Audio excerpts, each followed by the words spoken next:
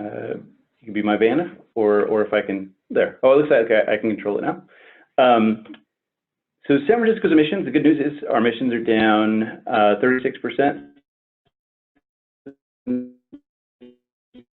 1990, the destruction zone to rise that in pursuit of getting to carbon neutrality no later than 2050. Looks like I was incorrect about being able to advance slides myself. So next slide, please. And when we look a little deeper at that emission reduction, the bulk of the emission reduction has come from reduction in both energy use and cleaning up the electricity supplied to residential and commercial buildings. So both the usage is down net of about 7%, and the emissions are down 50% on average in the building sector. Next slide, please. When we look to today, really there's two separate cities for us. There's our municipal facilities, and they receive power from the San Francisco Public Utilities Commission, which is its own publicly owned utility that exclusively provides gas from hydroelectric, solar, both within city and some other solar purchases, and other zero emissions sources. And so the emissions from municipal facilities is entirely either directly from the combustion natural gas or from the steam-assisted natural gas.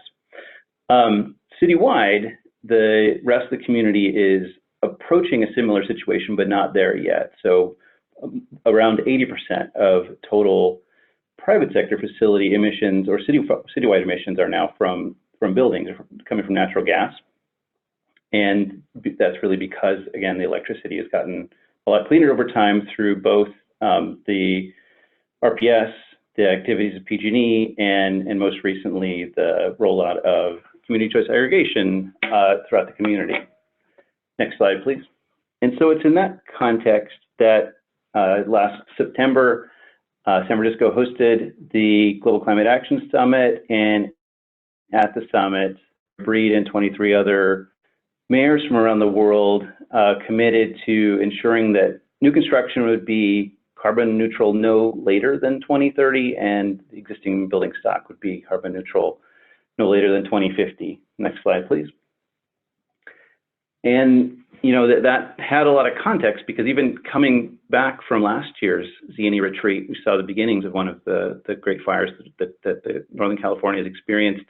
And while in San Francisco we've been, in some ways lucky to be far away from those tragedies, there's a material impact on health and safety of our residents from the air quality impacts that we've experienced, and that really helped inform the introduction earlier this year of a climate emergency resolution sponsored by Supervisor Mandelman.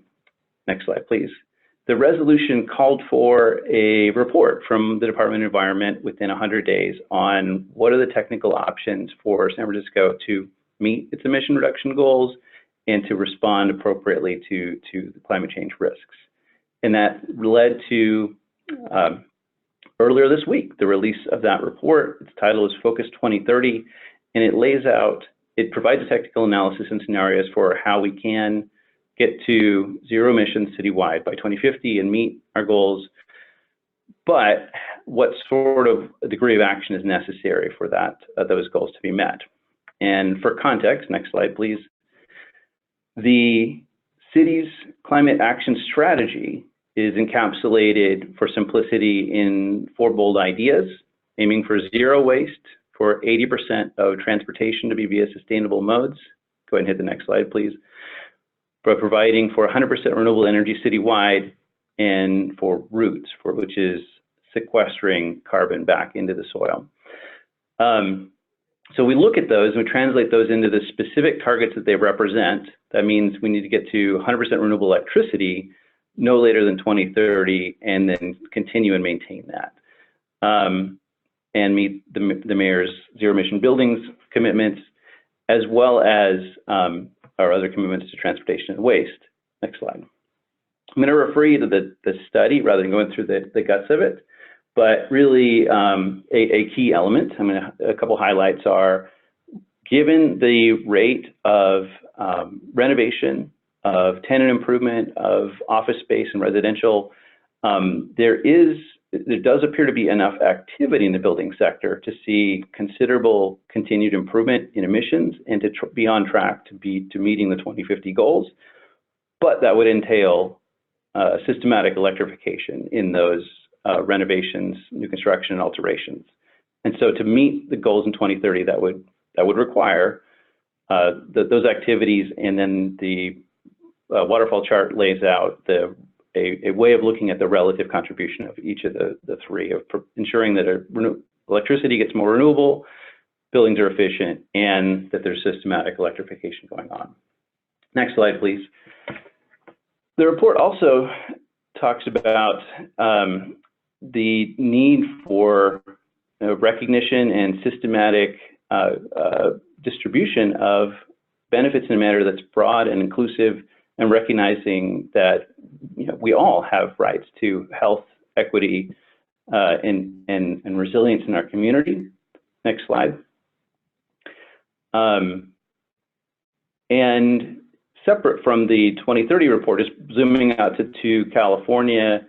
We frequently refer to the statistics that were shared with us at the IPER workshop last year, that just the human health and mortality reductions from progress toward being on track in a similar scenario to meeting decarbonizing the built environment by 2050, the statewide impacts of those would be greater than the most of the cost of the transition, even before we account for the electricity savings.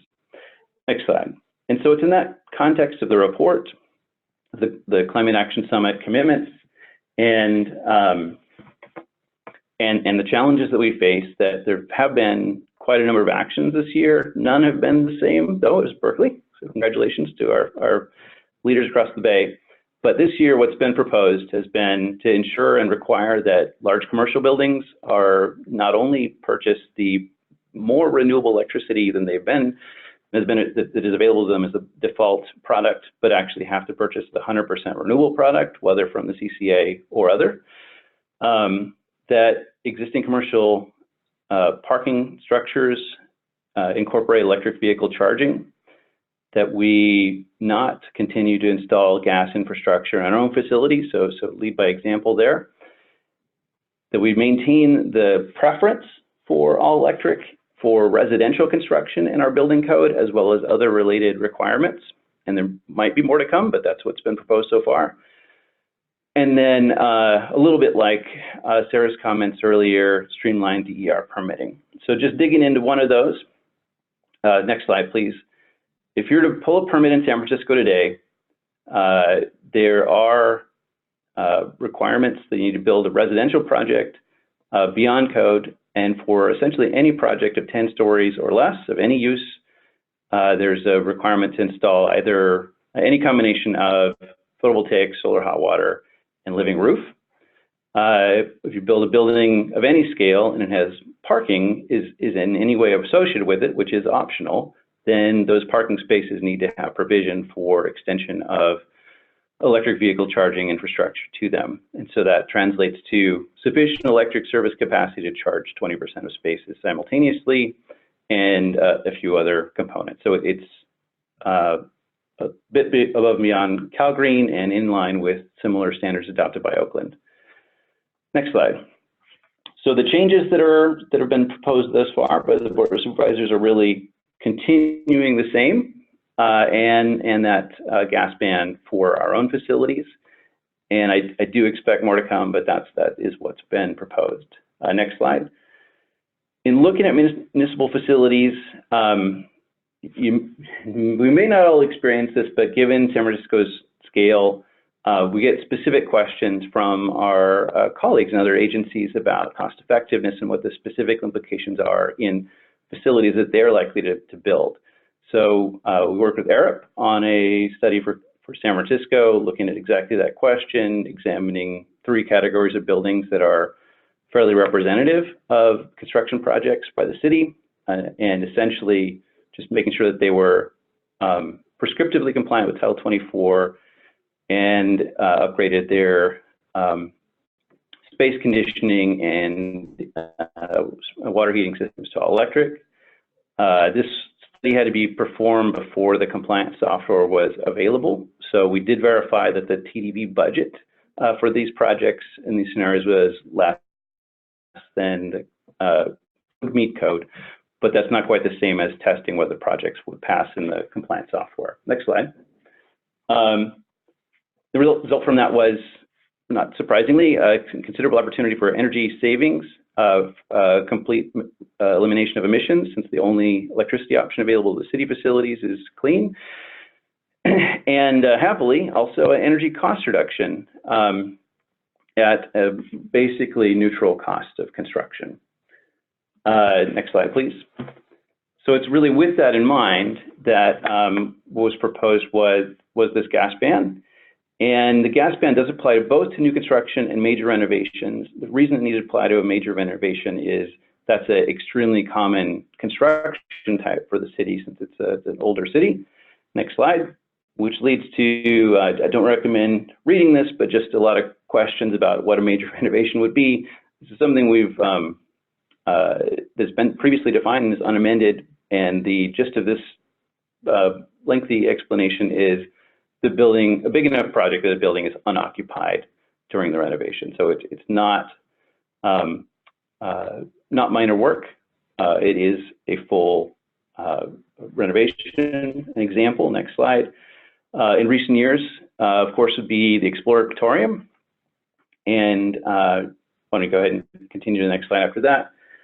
But in addition to the Exploratorium, there are 18 local government facilities currently in the design and construction queue that are also in line with these goals, including a number, of course, at the San Francisco Unified School District, as well as at a variety of city agencies.